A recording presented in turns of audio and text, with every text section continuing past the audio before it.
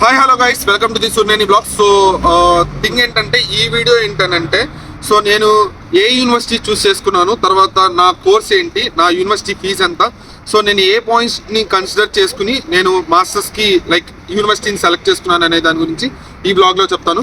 Before that నేను యూకేనే ఎందుకు వచ్చాను, why not USA, Australia, Canada and Germany and others అనేది నేను ప్రీవియస్ బ్లాగ్ పోస్ట్ చేశాను. సో ఇప్పటివరకు ఆ వీడియో ఎవరైనా చూడనట్లయితే please watch that video and after that watch this video. Then మీకు ఒక అండర్స్టాండింగ్ అర్థమవుతుంది అనమాట. Guys, coming to the topic. So నేను యూనివర్సిటీని ఎలా చూస్ చేసుకున్నాను అనే దాని గురించి చెప్తాను. సో ఇప్పుడు ఏంటంటే, లైక్ మనం యూనివర్సిటీని సెలెక్ట్ చేసుకునే ముందు పర్టికులర్ పాయింట్స్ని మనం కన్సిడర్ చేసుకోవాలి. So course module first point వచ్చేసరికి, సెకండ్ వచ్చేసరికి యూనివర్సిటీస్ లొకేషన్, తర్వాత వచ్చేసరికి యూనివర్సిటీస్ 1 year కోర్సా లేదా 2nd year కోర్సా అనే దాని గురించి, తర్వాత యూనివర్సిటీ ఫీ స్ట్రక్చర్ ఎలా ఉంది, తర్వాత మనకి లైక్ స్కాలర్షిప్స్ అవైలబిలిటీ ఉన్నాయా లేదా, ఎంతవరకు ప్రొవైడ్ చేస్తున్నాడు అనే దాని గురించి, తర్వాత లాస్ట్ పాయింట్ వచ్చేసరికి ప్లేస్మెంట్స్, అది మస్ట్ అండ్ షుడ్ చూసుకోవాలి, కన్సిడర్ చేసుకోవాలన్నమాట. సో మాస్టర్స్కి వచ్చే ముందు సో నేను ఈ పాయింట్స్ని కన్సిడర్ చేసుకున్నాను. అలాగే సో యూట్యూబ్లో ఇంతకుముందు ఆల్రెడీ వచ్చిన వాళ్ళు ఎవరైతే ఉన్నారో, సో చాలా మంది వ్లాగ్స్ అయితే చూశాను నేను. సో వాళ్ళు చెప్పిన పాయింట్స్ కొన్ని కన్సిడర్ చేశాను. సో వాటికి రిలవెంట్గా కూడా ఏ కోర్స్ తీసుకుంటే బాగుంటుంది, తర్వాత ఏ యూనివర్సిటీ అయితే బాగుంటుంది, దానికి రిలవెంట్ కూడా చూసుకున్నాను. అలాగే university rankings must and should నేను చూసుకున్నాను. యూనివర్సిటీ ర్యాంకింగ్స్ అంటే టాప్ యూనివర్సిటీస్లో నేను చూస్ చేసుకుందాం అనుకున్నాను. సో అలానే నేను యూనివర్సిటీ ర్యాంకింగ్స్ కూడా బేస్ చేసుకున్నాను అనమాట. సో ఈ పర్టికులర్ పాయింట్స్ని తీసుకుని నేను యూనివర్సిటీ సెలెక్ట్ చేసుకున్నాను. సో కమింగ్ టు ది నా యూనివర్సిటీ, నేను చాలా యూనివర్సిటీస్కి అప్లై చేశాను, మీన్స్ 4 యూనివర్సిటీస్కి అప్లై చేశాను. సో నేను ఫైనల్గా చూస్ చేసుకుంది వచ్చేసరికి Aston University. So why Aston University అని అంటే, సో ఆస్టన్ యూనివర్సిటీలో వచ్చేసరికి నేను తీసుకోవాలనుకున్న కోర్స్కి, కంప్యూటర్ సైన్స్కి, సో కోర్స్ మాడ్యూల్ అనేది నాకు రిలవెంట్గా ఉన్నాయి అనమాట. సో ఎందుకంటే నేను ప్రీవియస్గా నా గ్రాడ్యుయేషన్ వచ్చేసరికి ఎలక్ట్రికల్ అండ్ ఎలక్ట్రానిక్స్ ఇంజనీరింగ్లో చేశాను అనమాట. సో ఆఫ్టర్ దట్ నాకు 2 years ఎక్స్పీరియన్స్ ఉంది సాఫ్ట్వేర్ ఇంజనీర్గా. సో నాకేంటంటే చాలా మంది సజెస్ట్ చేశారు, డేటా సైన్స్ కానీ, సైబర్ సెక్యూరిటీ కానీ, లేదా ఇన్ఫర్మేషన్ సెక్యూరిటీ కానీ, లైక్ పర్టికులర్ టాపిక్ మీద, లైక్ పర్టికులర్ డొమైన్ మీద వెళ్ళమని చెప్పారు. కాకపోతే ఏంటంటే నాకు ఆ పర్టికులర్ డొమైన్ మీద నాకు నాలెడ్జ్ లేదు. సో నాది వచ్చేసరికి ఆటోమోటివ్ డొమైన్ కాబట్టి నేను ఏంటంటే లైక్ కంప్యూటర్ సైన్స్ తీసుకున్నాను. So computer science is nothing but so ఒక పూల్ అనమాట. సో దీంట్లో ఏంటంటే మనం ఏ సోర్స్కి అయినా సరే మనం వెళ్ళొచ్చు అనమాట. సో అందుకని చెప్పేసి నేను కంప్యూటర్ సైన్స్ తీసుకున్నాను.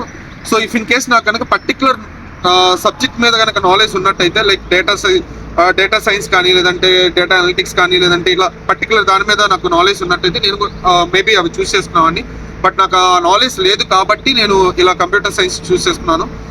సో నెక్స్ట్ వచ్చేసరికి ఈ కోర్స్ మాడ్యూల్ వచ్చేసరికి నాకు చాలా బాగా నచ్చింది. సో నేను కోర్స్ మాడ్యూల్ చాలా బాగుంది కాబట్టి నేను చూస్ చేసుకున్నాను. First point. సెకండ్ పాయింట్ వచ్చేసరికి యూనివర్సిటీ ఫీ వచ్చేసరికి దీనికి 23,200 pounds అనమాట. సో ఆల్మోస్ట్ మన కరెన్సీలోకి వచ్చేసరికి 24 lakhs. సో అదర్ ఎక్స్పెన్సెస్ కాకుండా ఓన్లీ యూనివర్సిటీ ఫీ 24 lakhs అనమాట.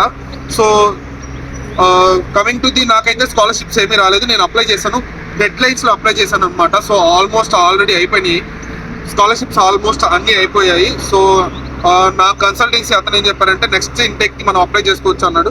సో అదొక ఫాల్స్ స్టేట్మెంట్. మన నెక్స్ట్ ఇంటేక్కి అప్లై చేసుకోవడానికి ఉండదన్నమాట. సో మనం ఏ ఇంటెక్ అయితే వచ్చామో ఆ ఇంటెక్కి పర్టికులర్ డెడ్ లైన్స్ ఉంటాయి. ఆ డెడ్ లైన్స్లో మాత్రమే మనం స్కాలర్షిప్కి అప్లై చేసుకోవాలి.